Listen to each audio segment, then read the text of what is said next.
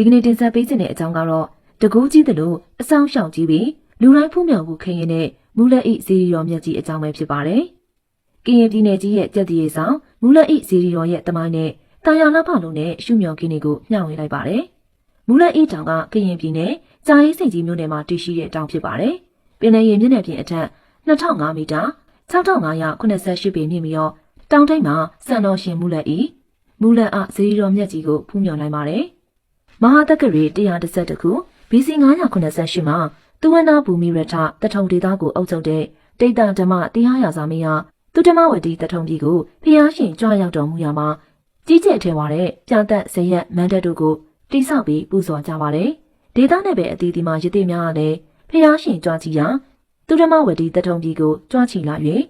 ဖျားရှင်အားဥခိုက်ပူဇော်ကြပါတယ်။ဖျားရှင်လည်းတရားဒေသနာဟောတော်မူပြီးရသေးအပေါင်းတို့ကဖျားရှင်ကိုစားတစုံတရာသောဓာတ်တော်မွေတော်စံတော်တို့ကိုပေးသနာတော်မူပါရန်ရှောက်ထားတဲ့အခါ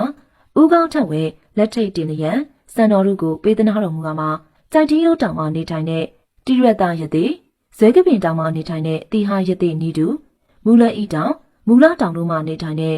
နူရတရသေးနဲ့ကပ္ပရသေးတို့ကလည်းဖျားရှင်ရဲ့စံတော်တဆူစီကိုကိုးကွယ်ခွင့်ရရှိကြပါတယ်။မြတ်စွာဘုရားစံတော်ကိုကိုးကွယ်ခွင့်ရရှိတဲ့ကပ္ပရသေးကမိမိတရားအားထုတ်တဲ့တောင်မှအကြီးရဲ့ကျဲတင့်တယ်ကောင်းမွန်စွာထာဝနာလူတဲ့ဆန္ဒရှိလို့ကျင်းမြုပ်ကိုအစိုးရတဲ့ကလာပုမင်းနဲ့တိုင်မရသဘောတူနေပြီးမဟာတက္ကရီ114 BC 988နဒေါ်လာမှာအလူအတန်းပွဲလန်းသပင်တို့နဲ့ကြီးကျယ်ခမ်းနားစွာပြုလုပ်ပြီးတော့ကပ္ပရသေးနဲ့ကလာပုမင်းကိုယ်တိုင်ကြက်မှတ်ပြီးမူလဤတောင်ထိပ်မှာကြောင်တုံးကြောင်ခဲအင်္ဂတိတရွက်တို့နဲ့တုံလိုင်းကထာဝနာတိုက်ကိုပြုလုပ်ကြပါတယ်။ရွှေကျုံနဲ့စံတော်ကိုထာဝနာပြီးတော့ဖျားရှင်ရဲ့ကိုယ်ဝါရုပ်ထုတော်ကိုလည်းထာဝနာပါတယ်။ပြီးတော့ကပ္ပရသေးရုပ်ထုကလာပူမင်းရုပ်ထုတို့ကို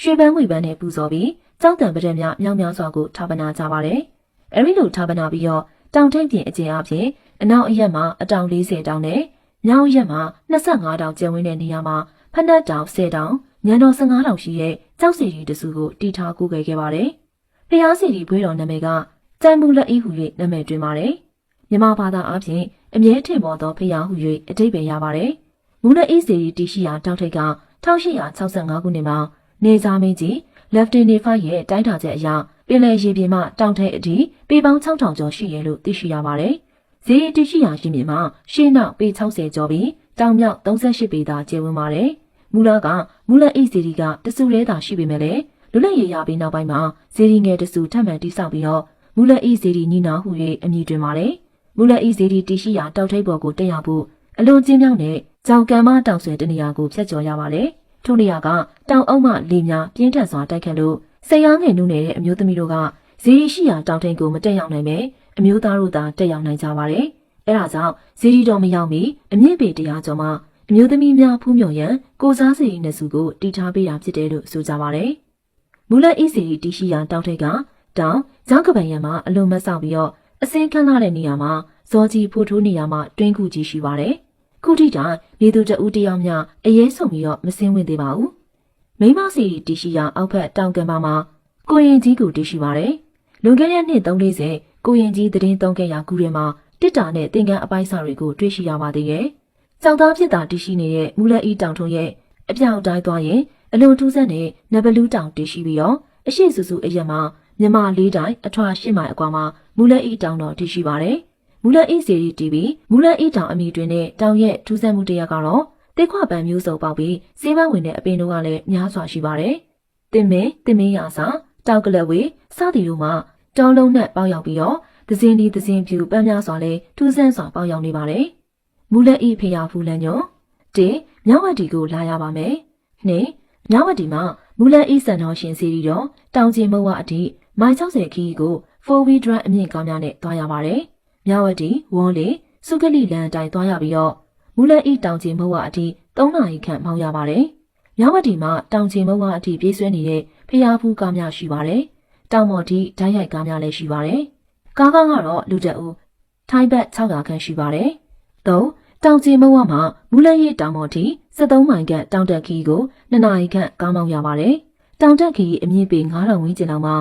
ဒီဘက်လောက်နေရကန်ကိုရောက်ပြီးခြေလက်မျက်နှာစေးကြောတုတ်တင်ပြီးတော့ခိတနာပြီးမှဆက်တက်ကြရပါတယ်။တောင်ကျင်မုံဝမှာတောင်မော်ကိုလူတအုပ်ကို ထိုင်းဘတ်ငွေ200နှုန်းနဲ့ပြေးဆွဲပေးနေတဲ့တောင်တက်ကားတွေနဲ့သာသွားတင်ပါတယ်။၄တောင်ပေါ်ကိုကားရောက်ရင်မူလက်ဤစီရီကိုရောက်ဖို့15မိနစ်ခန့်ခြေလျင်ကင်းနဲ့တောင်တက်ရပါတယ်။ပထမဆုံးတွေ့ရတဲ့စီရီကအမျိုးသမီးများဖူးမြော်ရန်တည်ထားတဲ့စီရီဖြစ်ပါတယ်။မူလက်ဤစီရီကိုအမျိုးသားများသာတက်ရောက်ဖူးမြော်နိုင်ပါတယ်။မူလက်ဤတောင်ရဲ့ထူးခြားချက်၁တောင်ထိပ်စီရီကဗုဒ္ဓမြတ်စွာဘုရားရဲ့စံတော်ဌာပနာပူဇော်ထားရှိခြင်း၂တောင်ပေါ်တက်ရင်တက်တက်လို့စားရပြီးအရက်သေးစာတောက်စားခြင်းယူဆောင်ခြင်းမပြုရချိုးဖောက်လျင်တစ်ခုခုဖြစ်တတ်သည်၃တောင်ပေါ်မှာအမျိုးသားဖျားနဲ့အမျိုးသမီးဖျားရှိပြီးတက်တက်ပူမြော်ရပါတယ်အမျိုးသားနဲ့အမျိုးသမီးပေါင်းပြီးပူမြော်ရင်အချိန်ကမဟုတ်မိုးသီးထန်စွာရွာသွန်းခြင်းလျှက်စည်းလက်ပြီးမိုးရွာချခြင်း၄အပြောဆိုအမူအရာတစ်ခုခုမှားခြင်းအရက်သေးစာတောက်စားခြင်းပြုလုပ်ပါကတောခေါင်ကြီးများမတင်မတ်ပဲပေါ်လာပြီးလူကိုအန္တရာယ်ပြုတတ်ခြင်း